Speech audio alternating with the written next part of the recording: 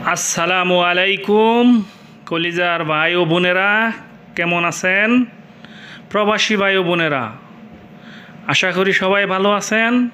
আলহামদুলিল্লাহ রাব্বিল আলামিন। সম্প্রতি আমরা অন্তর্বর্তীকালীন সরকারের কাছে প্রবাসীদের পক্ষ থেকে একটি ছোট্ট আবেদন নিয়ে আমি হাজির হলাম। আমরা চাই আমাদের বাংলাদেশে বড় ধরনের কোনো হসপিটাল নাই, যার কারণে এই সুযোগ সন্ধানী ইন্ডিয়ানরা আমাদের বারবার খোঁটা দেয় এবং আমাদেরকে হেয় প্রতিপন্ন করার চেষ্টা করে।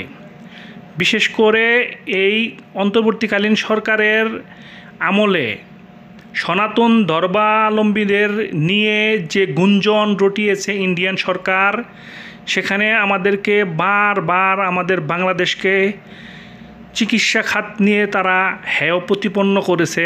তারা বলেছে আমাদেরকে ভিসা দিবে না, আমাদেরকে চিকিৎসা দিবে না, আমরা চিকিৎসার অভাবে মরব, দুঃখে দুঃখে মরব। আমি প্রবাসীদের পক্ষ থেকে অন্তর্বর্তীকালীন সরকারকে আবেদন করতে চাই, আমরা প্রবাসীরা টাকা দিব, যত টাকা লাগে আমরা প্রবাসীরা দেব। আমরা রেমিটেন্স যোদ্ধা, আমরা দেশের জন্য যুদ্ধ করতে রাজি আছি, বারবার আমরা জীবন দিব, অসুবিধা নাই।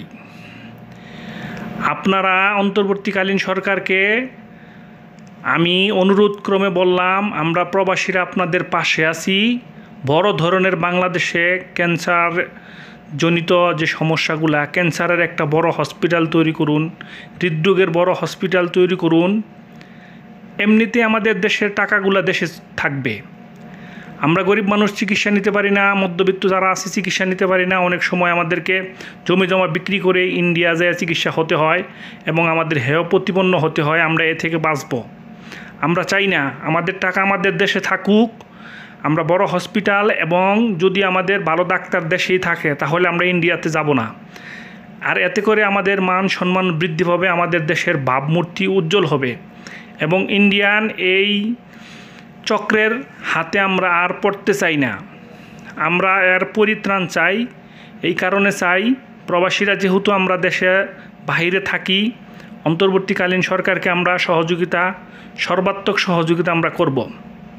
আপনারা দেশে ভালো ডাক্তার দিয়ে ভালো একটা চিকিৎসা, ভালো বড় ধরনের হসপিটাল তৈরি করুন, যাতে আমরা গরিবেরা চিকিৎসা নিয়ে দেশের টাকা দেশেই থাকে এবং আমরাও সুস্থ থাকতে পারি এবং আমাদের দেশের ইজ্জত সম্মান বৃদ্ধি পায়। এই ইন্ডিয়ানদের কটু কথা থেকে যেন আমরা বাঁচতে পারি। এরা বারবার আমাদেরকে আমাদের মাতৃভূমি নিয়ে, আমাদের দেশের জনগণকে নিয়ে বারবার এরা খেলবে, এটা আর হতে দেওয়া যাবে না। এদের স্টপ, এখানেই এনাফ। আমরা চাই না, ওদের মতো বন্ধুত্ব আমাদের প্রয়োজন নাই, ওদের মতো বন্ধুত্ব আমাদের প্রয়োজন নাই, একেবারেই নাই। আমরা ওদেরকে বয়কট করলাম। India boycott.